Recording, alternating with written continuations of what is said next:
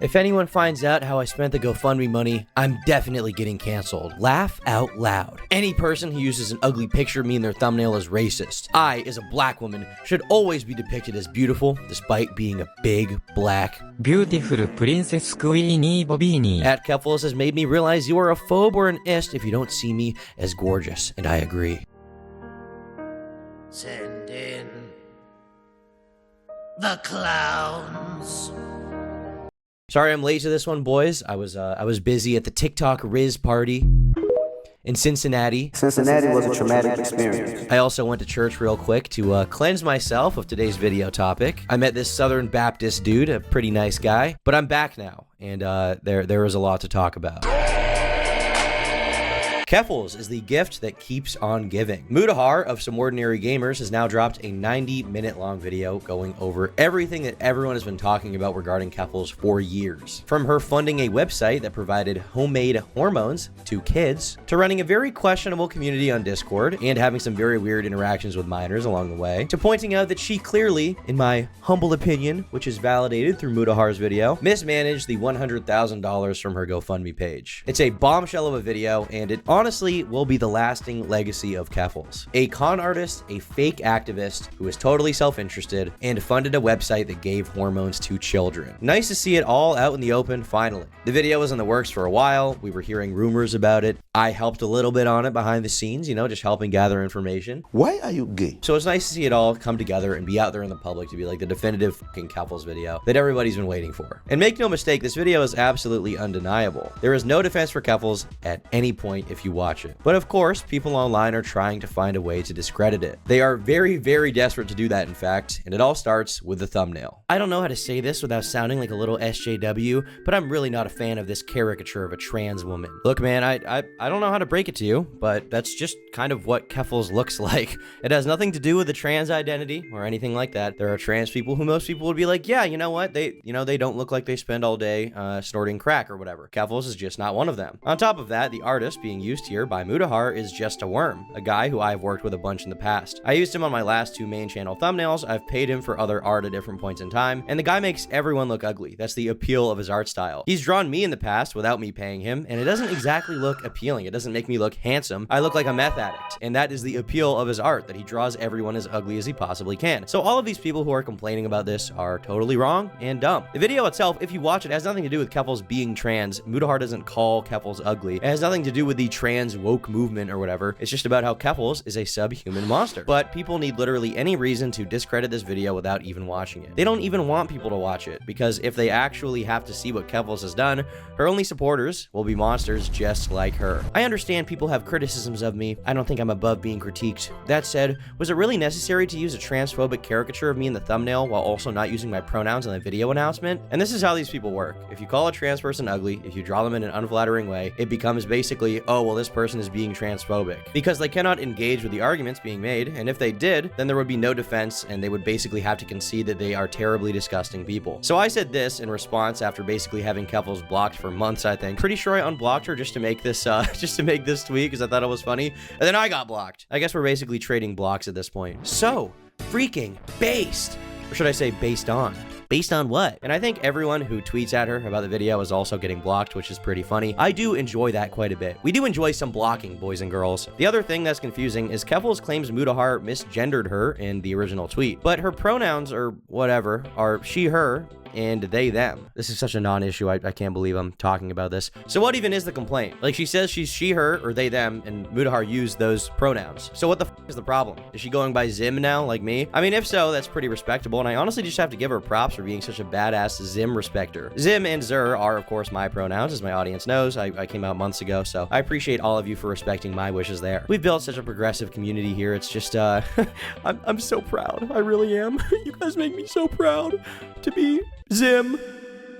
I ain't never seen a ass like that. I don't like the girl. She's doxed my friends, harassed almost every content creator in my circle, and literally caused hell for my circle last year. But what we're not gonna do is characterize a trans woman like this for some clicks. No, I think we are gonna do that. I think that's exactly what's happening right now. I think Keffals has been characterized quite accurately. You realize, if you look into this for like 1 second, Worm has done art for so many people. Was I being cisphobic or anti-white when I had Boss Man Jack drawn like this? Was I being Hispanic phobic when I had Quackity drawn like this? this? No, and nobody would ever say that. Nobody did say that. But as soon as you criticize a trans person or make them look ugly, you are a hateful person. It's very disturbing the way that online discourse works in this way. I wish people could just have a level head. And on top of that, this dude is like, yeah, she doxed my friends and made my life hell, but I have to draw the line at this thumbnail. Get your fucking priorities in order, dude. This is not a principled position that you're taking. This is just baiting for Twitter engagement to make le commentary YouTuber look bigoted, because that's all you can really say. And once again, if you actually watch the contents of this video, what Keffals did is way worse than what she fucking did to you. Oh, that's a respected YouTuber shining a massive spotlight onto a transgender streamer who's been harassed, doxxed, and swatted several times and had to flee the country, getting a huge video dropped on her using a grotesque caricature to advertise it, whilst they-theming her. Man, I really respected this YouTuber until he criticized a trans person. Never mind the fact that Keffals is a con artist who didn't even need to flee the country, which you would know if you watched the video. I feel very similar energy from this to when I dropped my 2Mad video. Like, people don't actually care about the truth of what happened. They don't want to listen. They're not curious people. They just have a preconceived notion of what is true and is the case, and that is it, and they're not willing to listen to anything else. None of these people even watched Mudahar's video, and now that they got Twitter engagement from calling him transphobic, they probably never will. Like, Muda, so far as I know, is a pretty smart guy. Surely he knows what this kind of shit is going to inspire in his community and orbit. But it's not about that. It's about the truth. It's not about optics. And in the video itself, Mudahar says like 5 times he doesn't hate or dislike trans people. He condemns Kiwi Farms, and then he says, but Keffals is a very bad person, and here's, 13 reasons why. So I don't see why this is even a talking point. Also, he did gender her correctly. My B. Oh, my bad. I just made a tweet with 16,000 likes calling this dude a scumbag, but my bad, guys. Haha, my bad. I spread a bunch of misinformation in this tweet, and, but I made a follow-up tweet that got 1/16 of the engagement, so it's like, you know what? Based, guys. Hey, before you come out here and try to argue with me about how Muda isn't being transphobic or how it's not transphobic to criticize and others straw mans, read the damn tweet. I just read it, and it was completely to be honest with you. Moving on. Keffals is a bad person, and all of us have been knowing this. Personally, I hated her for a long time. But like, none of us should sit here and pretend Mudahar isn't being transphobic after using this kind of caricature of a woman who looks like this. I mean, that's one picture, a very flattering one with nice lighting. This is another one, and this one is less flattering, and I think a lot of people would probably agree with that, characterization of this photo. Like, if anyone called me ugly, or literally anyone on the internet ugly, nobody would be as up in arms as they are right now. And I haven't done half the shit that Keffals has done. And also, once again, Worm's art makes everyone look ugly. That's just what his art style does. People see a thumbnail with an ugly person and they're like, oh, let's click on this little freak. I bet they're dumb. And in this case, they are. This primitive thing in your mind that tells you attractive people are good and unattractive people are bad is activated. The button is pressed and you want to click. Just a little bit of a thumbnail theory with you guys. So, glad I could share that with you real quick. But yeah, everything people are saying in regards to the thumbnail is a total distraction from the point in hand. And the point being that Keffals is a f***ing monster. You are exposed. Exposed.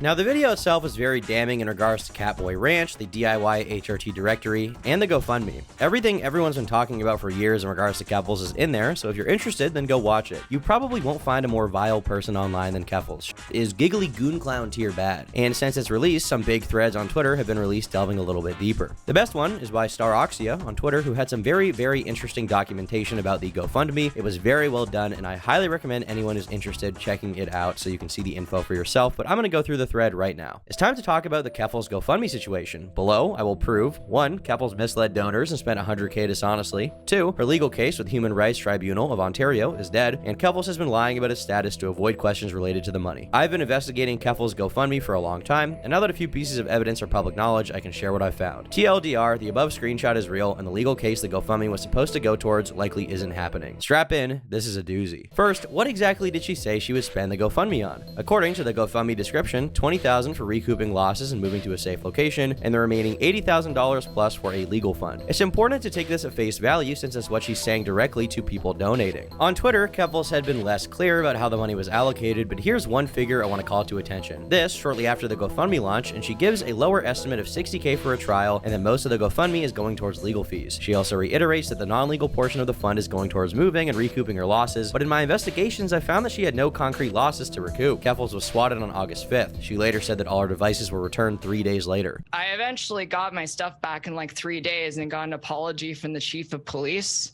That's nice. So yeah, that was really nice. Not nice how they responded to the situation, but I'll take it.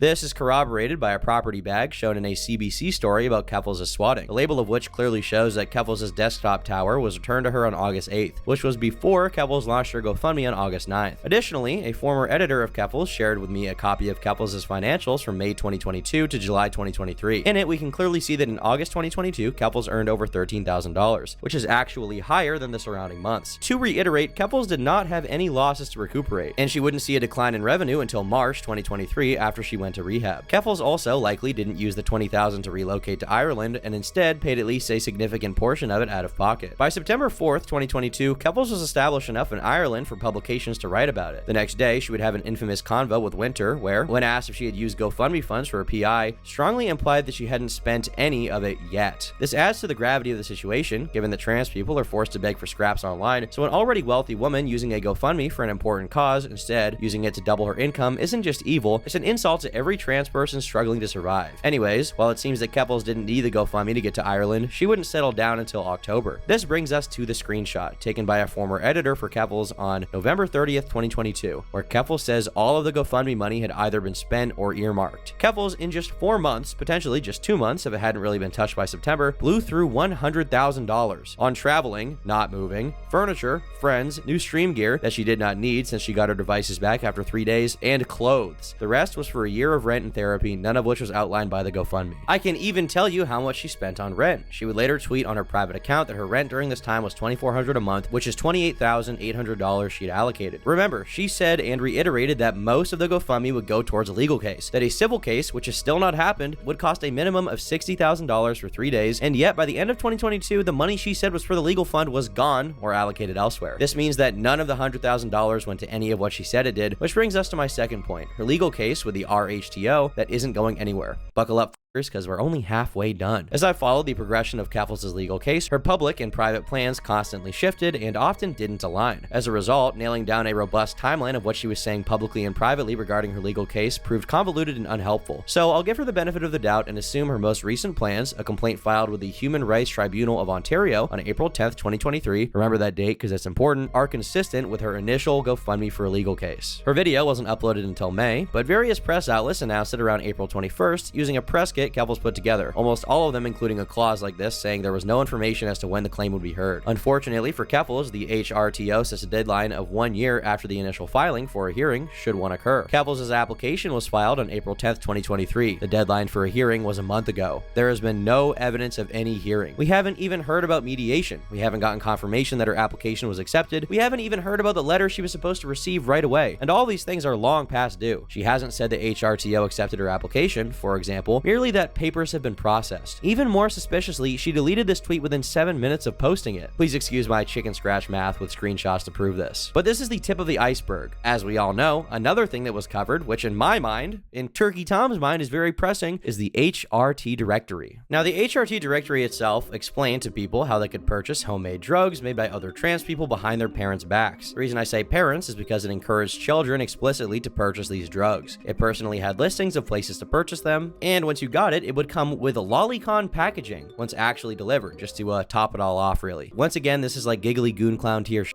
And this was being promoted by Keffals openly, which is verifiably true, funded by her own admission. And all of this is shown with dates and everything in the video by Mudahar. This person was running a website that sent hormones to children against the will of their parents. You would think no one would be able to defend this. Like, it's fucking disgusting. If this was any other drug, if this was literally anything, if it was fentanyl, people would be like, that guy's a fucking pedophile selling drugs to kids. That's disgusting. But as soon as it's Keffals, as soon as it's a trans person, everybody is like, oh, well, actually, there are a lot of good reasons. I mean, hormones prevent suicide. Yeah, I'm sure these untested hormones, which had fucking dog hair in them, are definitely preventing that. Like, there was no doctor involved in this. There was no fucking scientist. It was a fucking do-it-yourself website that was sending drugs to kids. That is so illegal. You would think no one would be able to defend this, but they do defend it. Muda really did have the opinion of some ordinary gamer. Bro was fear-mongering DIY HRT for minors and even sided with the UK government cracking down on a DIY HRT supplier. This medicine helps prevent deaths, and these sites are often the only way minors can access it. That was the dumbest shit I heard all day. Bro, Kids should not be buying hormones on the internet. It should be cracked down upon. Thankfully, there are some sane people in the replies. This had cat hair in it. The boy featured, ordered some, injected it, and found no change in estrogen. What was he injecting? Unlicensed black market drugs for kids, and in general, provided by random people, are bad. The people who ran the site, frankly, should be in fucking jail. I mean, if this was anything else, if it was someone selling Xanax, if it was someone selling steroids or something like that, like on the black market, that person would be open to legal prosecution, and a lot of people would be like, that person should be in jail, especially when it regards children. But because it's related to transgenderism, their blinders are on because it consumes their entire worldview, and anything goes when it comes to that. Now, one person who has been passionate about this issue is, of course, Tipster. Okay, this is probably going to come off weird, and my apologies if it does. So Keffals usually kind of dresses up like tomboyish, right? Can we just agree that she cleans up real nice? You know what I'm saying? Like when she, maybe puts on a little bit of lipstick and, puts on a nice outfit and stuff like that. She cleans up like a shiny new penny. Is that wrong for me to say? I don't think so. She's a good-looking gal. You are gay. You are a bottom. You should know your worth, which is nothing. My goat, my god, my morbidly obese Mexican goat. He's my favorite guy. Who would defend Keffals? Who would defend a 30-year-old with this much baggage? Well, Tipster, of course. Tipster is someone I made a video about on this channel a long time ago. He used to be in the commentary community and friends with like Augie and all those guys. And now he's like moved to the pink pilling community, I guess. And he's friends with all of them. He's someone who, if you want to understand his psychology, Tipster is not someone with like morals or convictions. He basically just wants like social validation online, and he wants like sexual validation online. Maybe he doesn't f his wife. I don't really know what the case is, but What's with these homies dissing my girl? Why did they got her from? he's a pretty gross dude who will do anything for that social validation, and he's gotten it with Keffals because that's the only community of people who will accept literally any kind of degenerate in, unless you're transphobic. And since I made my video, he's basically become the #1 commentary lolcow. Cheers, my dudes.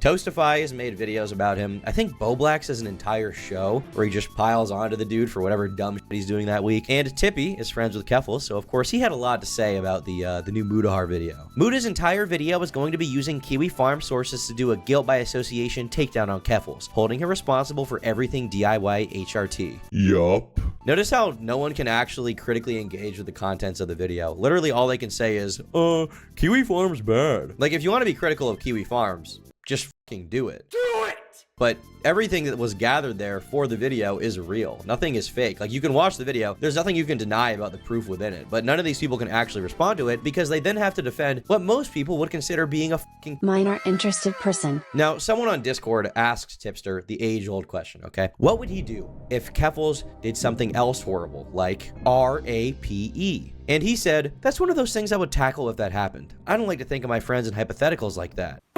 You can't answer a hypothetical. You can't answer a question on if your friend someone, would you drop them?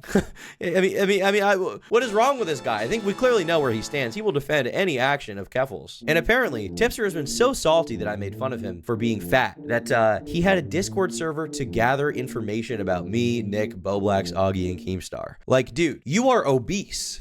And beyond that, you also defend someone, Keffals, who allegedly scammed their audience and supports sending hormones to kids against the will of their parents. But most of all, you're very obese. That should be noted in the record books. That's what you will be remembered for, being morbidly obese. Deadly levels of obesity here. In the middle of little.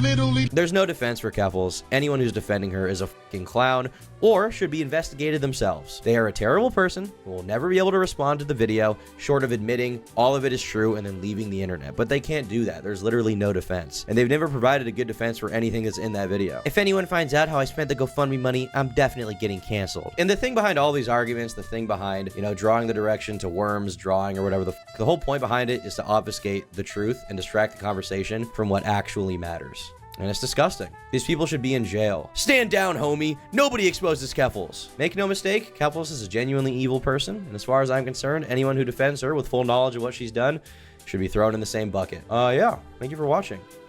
Bye. You're adorable, Tipster. Why, thank you. Ooh, woo.